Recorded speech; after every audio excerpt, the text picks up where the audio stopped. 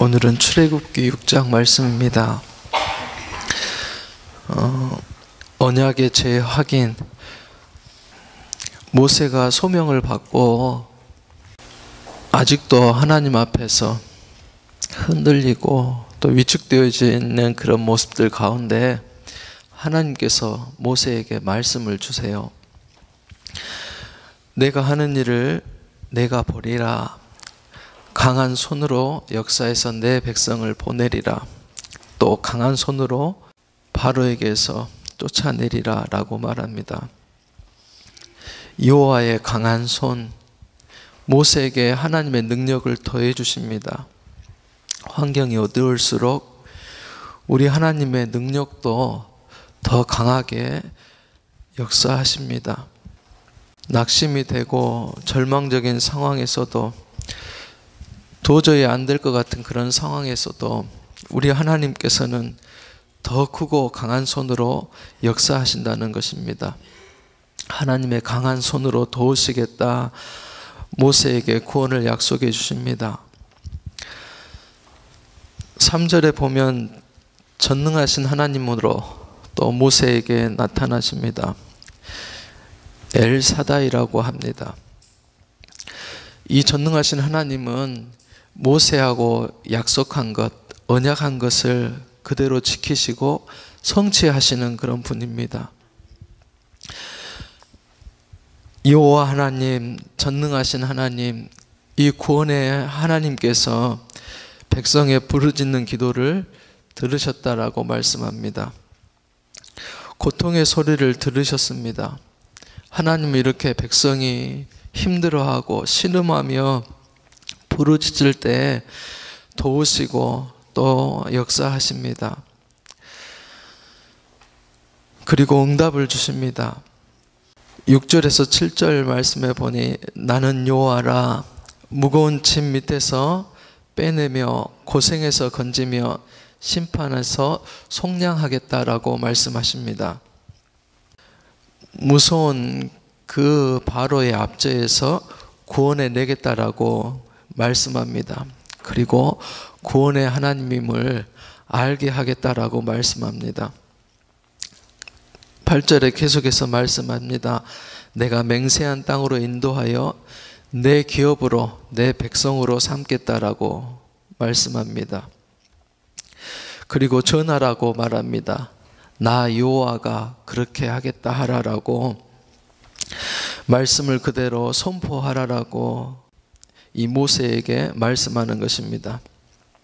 9절에 보니까 모세가 나가서 그대로 전했습니다.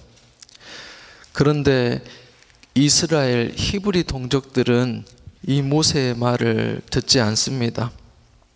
오히려 더 마음이 상하고 가혹한 노역으로 인해서 더 힘들어하면서 히브리 동족들은 폭발하기 일보 직전입니다. 모세는 그 앞에서 흔들리죠. 주눅이 듭니다. 그리고 위축되고 약해졌습니다. 11절에 보니 모세가 이렇게 고백합니다.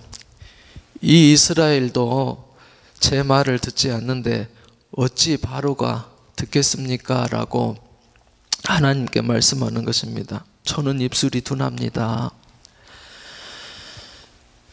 자신감을 다 잃어버렸습니다. 크게 좌절합니다. 신앙생활, 믿음생활, 항상 그 앞에는 어려움이 있어요. 방해가 있습니다. 내적으로도 갈등도 있고 또 혼란도 있습니다. 그래서 내가 그 모든 것들을 이기고 또 단련해지기 위해서는 끝까지 인내해야 되고 또 하나님 앞에 기도해야 하는 것입니다. 하나님께서 성령으로 함께 해주셔야 하고 그 가운데서 믿음의 담대함을 얻어야 합니다. 하나님이 함께 해주셔야지 또 하나님이 일해 주셔야지만 승리할 수가 있습니다. 그래서 말씀 받는 우리들은 내가 하는 것이 아니고 하나님이 일하시는 것이고 또 내가 하는 것이 아니고 성령의 임재 가운데 우리를 인도해 주시고 이끌어 가심을 꼭 믿고 하나님의 역사와 능력을 의지하여서 귀한 사역을 감당해야 될 줄로 믿습니다. 이런 모세에게 하나님께서는 모세의 족보를 들려주세요. 그에게 주시는 그 소명을 다시 한번 확신시키려고, 그 부르심을 다시 확신시켜 주시려고 이 족보를 말씀해 주시는 것입니다. 14절에 보니까 집의 어른은 이러하다라고 모세의 뿌리를 밝혀주십니다. 조상들, 또 집안에 있는 어른들의 이름들, 그 아버지의 신앙 고백이고 또 부모의 신앙 고백입니다. 어른들이나 지도자들은 하나님께서 그들에게 권위를 주셨어요. 역할을 주셨어요. 하나님이 그들이 지도자로 설 수 있도록 권위를 주시고 세워주셨다는 것입니다. 그래서 정말 믿음의 부모, 기도하는 부모, 또 좋은 리더를 만나는 것 정말 큰 축복이 됩니다. 리더가 잘 세워지도록 늘 기도해야 되고 그들을 위해서 중보해야 합니다. 그게 너무나도 중요해요. 그게 세워지지 않으면, 영적인 권위가 무너지면 다 질서가 깨지고 또 흔들리는 것입니다. 16절에 보면 레위 족장의 계보를 말씀해 주세요. 레위의 아들들의 이름, 쭉 내려가니까 고핫이라는 사람이 있어요. 이 사람은 모세의 할아버지입니다. 그리고 20절에 보면 아브라함이 있는데 바로 아론과 모세의 아버지입니다. 모세는 레위 가정에 그런 혈통을 가지고 있습니다. 모세 아론이 제사장 가정이라는 것입니다. 성전에서 일하는 사람, 또 청소하고 정리하는 사람, 찬양을 감당했던 사람, 또 성전에서 봉사했던 사람, 말씀의 사역자, 오늘날로 말하면 교회에서 봉사하는 사역자들을 말합니다. 교회의 일을 감당하는 것, 사역을 감당하는 것, 부족하고 연약하지만 잘 섬겨야 합니다. 너무나도 귀한 직분입니다. 잘 감당해야 됩니다. 바로 그것을 통해서 하나님께서는 그 가정의 가문이 잘 되는 그런 축복을 더해 주실 줄로 믿습니다. 왜 이렇게 아론과 모세의 족보를 소개하셨을까요? 이 모세와 아론이 바로 야곱의 혈통임을 말해주고 있는 것입니다. 출애굽에 앞장서서 이스라엘 백성을 지휘할 지도자로 하나님께서 택해서 세우셨다는 것입니다. 하나님의 구원하시는 계획, 그 가운데 하나님께서 모세 아론을 선택해서 세우셨다는 것입니다. 하나님의 계획이 있고 목적이 있습니다. 또 그들을 통해서 하나님의 일을 이루어 가시려고 하십니다. 하나님 나라를 위해서, 하나님 백성을 기업으로 세우기 위해서, 또 복음을 확장하며 또 하나님 나라를 확장하기 위하여서 그들을 세우시고 일을 맡기셨다는 것입니다. 26절에 보면 여호와의 군대를 말씀합니다. 하나님의 말씀 받은 공동체, 하나님의 명령을 받은 공동체입니다.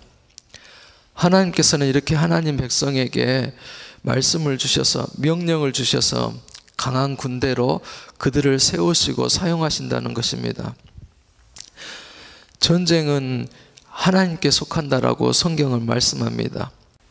하나님의 군사가 되어서 중요한 것은 무엇입니까? 그 명령에 순종하여서 또 그분의 종이 되어지고 도구가 되어서 귀하게 쓰임받는 것입니다. 하나님이 말씀을 주실 때 순종하고 또 따라가는 것이 귀한 일이라는 것입니다. 마지막 28절에서 30절에 보면 모세가 또 변명을 합니다. 나는 입술이 둔한 자입니다. 바로가 어찌 내 말을 들으리까? 라고 또 변명을 합니다. 바로 앞에 서서 하나님의 말씀을 선포하는 것은 목숨을 내놓아야 하는 그런 순종입니다. 모세도 지도자로서 이 바로 앞에 서는 것을 크게 두려워하는 그런 상황이었습니다. 사람으로는 약하죠. 무능력하고 부족하고 한계가 있습니다. 그러나 하나님께서는 이 무능한 모세를 세워서 유능한 지도자로 세워가십니다. 말이 둔할 때는 말 잘하는 아론을 붙여서 세워주시고, 그가 힘에 지칠 때는 장로들을 세워서 그와 함께 붙여서 보내십니다. 그렇게 모세를 세워가십니다. 이 출애굽의 역사를 보면은 모세 개인의 능력이 아니에요. 그가 말을 잘해서 정말 달변이 있어서 능력이 나타난 것이 아닙니다. 하나님께서 모세와 함께 하시고 또 그와 약속한 언약 속에서 역사하시는 구속사입니다. 모세가 입술이 둔해도 하나님은 그 입술을 통하여서 강하게 역사하시는 줄로 믿습니다. 오늘 우리도 마찬가지입니다. 우리 입술을 통해서 하나님은 나를 통해서 말씀하시고 일하신다는 것입니다. 바로 앞에 선 이 모세의 말, 바로 전도자의 말을 듣지 않을 것입니다. 그러나 하나님은 어떻게 하십니까? 사람을 구원하고 전도하는 일, 건져내는 일, 이것은 하나님의 군대로 파송된 자들을 하나님이 그들을 붙들어서 쓰시는 것입니다. 영적인 전쟁입니다. 나 혼자 가는 것이 아니고 하나님과 함께 가는 것이고 성령이 그를 붙들어서 사용하시는 것입니다. 사역하는 것도 말씀을 꼭 받고 또 기도하고 나아가야 합니다. 하나님 내게 주시는 음성과 사명과 명령을 붙들고 믿음으로 오늘 하루도 나아가는 것입니다. 오늘 말씀을 통해서 다시 한번 돌아볼 것은 하나님의 일은 내가 하는 것이 아니라 하나님이 하신다는 것입니다. 그리고 내 자신을 가능성이나 한계를 보는 것이 아니라 하나님이 일하시는 것을 보는 것입니다. 하나님 앞에 맡기고 기도합니다. 오늘도 나를 통해서 일해 주시고 오늘 주신 말씀을 통하여서 일해 주옵소서. 내가 그 말씀을 붙들고 의지하며 나아가겠습니다. 하나님께서 일해 주옵소서. 믿음으로 나아가는 것입니다. 오늘도 내 자신을 바라보는 것이 아니라 하나님 말씀 의지하여서 또 내게 주신 소명을 다시 한번 확인하면서 오늘 하루를 말씀을 붙들고 승리하는 우리가 될 수 있기를 주님의 이름으로 축복합니다. 기도하시겠습니다.